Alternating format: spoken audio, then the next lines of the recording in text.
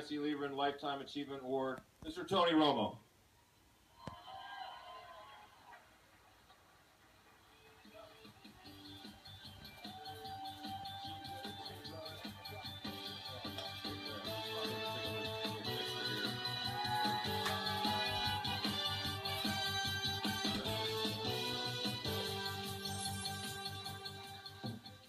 Thank you. Sit down. Here, stop, please. Seriously.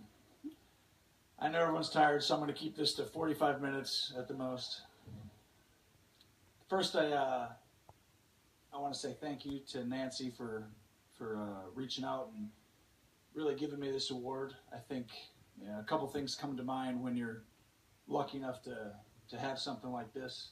The first thing was that I'm getting old, and when you get a Lifetime Achievement Award, sometimes I feel like I'm still in my 20s and that I got a lot of career left, and then you receive these and you realize you're in your final couple of years. But getting past that, it's an incredible honor, and I'm lucky enough to know Nancy, over these last really decade or so, and a little story. I met Nancy playing basketball. It was just pickup basketball, and I believe, and I could be wrong, but I haven't talked to her about this, but she was coaching a WNBA kind of all-star, kind of just some girls that were playing. And, I was just playing basketball and going out there and enjoying playing at the time. And I get out there and, at the time I'm thinking, it's girls, that's kind of the thing. And then I get out there and they just kicked my butt. And I was like, boy, they're pretty good.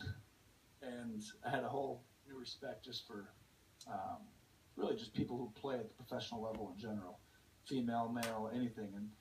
And it was a great lesson, honestly. And, when I stand up here today, after getting to know Nancy for a decade and all the people that she surrounded herself with and, put herself in a position to put something like this on, this doesn't happen. It really doesn't, where you get this many people to be a part of something. And for the people that are also sponsors and people to come in and have a night like tonight, it's a unique and special thing.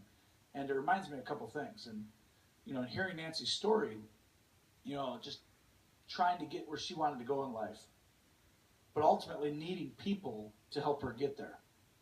Now, when I think about myself, I sit there and I go, would I really be in the position I am if it wasn't for certain people in my life that helped me along the way? There's no way. I think I'm decent. I got some ability. I do certain things well. I was given a gift from the Lord that allowed me to just have the opportunity to be pretty good at something.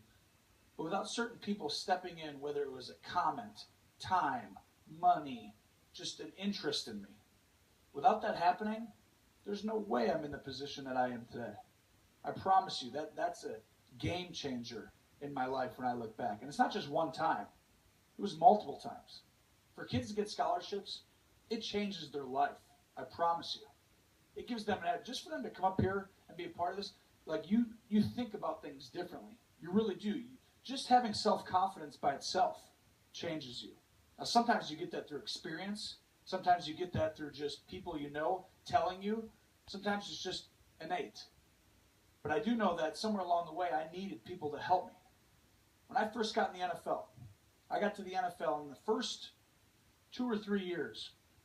It's a true story. It was all about how good I could become, whether I could be first I had to make a team. And then it was about, could I be the backup? And then it was about, could I be a starter?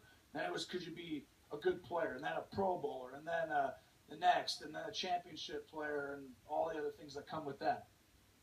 The crazy thing was that mindset completely shifted and changed in my career. In my first 3 years, it was about what I was going to accomplish, what I was going to do, and how great I was going to become. Somewhere, and I can't even tell you when it was, somewhere in that process, that shifted, and it became about we. It changed for me, and literally, I'm not kidding. It was the first 3 years was about what I could do and what I could accomplish and how great I'll become. In the last 5 years, it's become all the people that I'm with, the Jason Wittens, the Jason Garretts, these people, the Joneses that I've been with for a long time. I want to win a championship so bad, but it's not just about me. I literally want to win it so bad for them, for the people around me who have helped me. They've allowed me to achieve my dreams and my goals. Without them, I'm not there, I promise you. I'm not where I'm at right now, and I'm not going where I'm going. And I firmly believe that they have as big an impact in my life. And I'm not even talking about my high school coach, my dad, the 92 other people that I could bring about that literally changed my fortune at some point in my life, that gave me a path down where hopefully you're able to succeed. I read this book. It's called Outliers. And in this book, they talk about 10,000 hours to be great at something. Whether you're a violinist or whether you're going to go play professional football, you're going to play golf, whatever it's going to be, a doctor, you got to put in 10,000 hours to perfect your craft. And it's got great stuff. I love the book. It's fantastic. I agree on 95% of this book. And I disagree 100% with 5% of it. And this isn't to take anything away from Malcolm Gladwell. But in the book, he talks about these kids who grew up and they became professional athletes in hockey. And in this book, it talks about these kids who were born at an earlier age, same age. So I have two boys. One's born at a certain time of the year and the other's born later. Well, the kids who were born in January, let's say, they're older than the kids who are 5 but are born in November. Well, they're slightly bigger, slightly faster, slightly stronger. You know, at that age, a year matters. Well, because they're born at that time, they get to get in the AAU program. They get to become coached. They get to be coached. They get to get better. They get to basically go in this program that for the next 10 years will set them apart from the other kid who was 5, who was just born at a different date. They did all this research, and they came up with all these kids who played in the hockey professional league at that time, all were born within a 4-month period of time. Like 91% of them were. And as I sit there and look at that, it says, hey, that's your circumstance. Literally, these kids who were born at this time were bigger, stronger, faster. They got into the AAU program. They got better coaching. So over the next 10 years, they got those 10,000 hours. And as they got those 10,000 hours, they became better players, strictly because of the time that they were born in. So I'm reading that, and I'm like, wow, that's incredible. They were almost just lucky. That's what it came down to. They were lucky. And the book goes on and talks about Bill Gates having a computer in the basement at his college. Without it, he's not Bill Gates. With Wayne Gretzky doesn't have a rink outside of his place, he's not Wayne Gretzky. He got lucky. That's the 5% I completely disagree with. Why do I disagree? Because I look at myself. I didn't pick up a football until I was 16 or 17. Now in Texas, that's about 10 years too late. It's true. Kids could throw the ball better than me at 12 when I was 28 years old in the NFL. I saw 14-year-olds, like, God, I wish I could throw the ball like that high school kid. But you know what's funny? Eventually, I hit my 10,000 hour mark.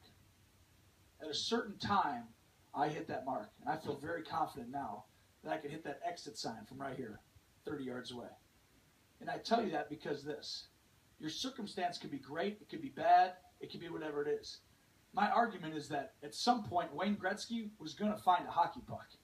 At some point, Bill Gates was going to run into a computer. I don't care if it was in college or at 50. Wayne Gretzky could have found that hockey puck at 28 years old. He was going to be great. So my thing in this whole process is this. These kids, to give them that avenue and that chance to get up there and to start that process earlier, to start Nancy Liberman on her path earlier, that's a game changer. It helps you earlier. Without it, you can still make it. But with it, you're going to be great earlier, and you're going to have a much longer time to be the person you can be. Now, I think that our job is to help these kids be better at a younger age. They're special. There's so many gifted ones, and Nancy does such a great job making these kids, have that opportunity, and I think all of you in here have that opportunity to help tonight. I just want to say thank you for being a part of it, and I thank you. This award is very meaningful to me, mostly because I get to be associated with this and to be associated with Nancy. It's incredible, and I really appreciate you, and we're going to win a Super Bowl next year. Thank you.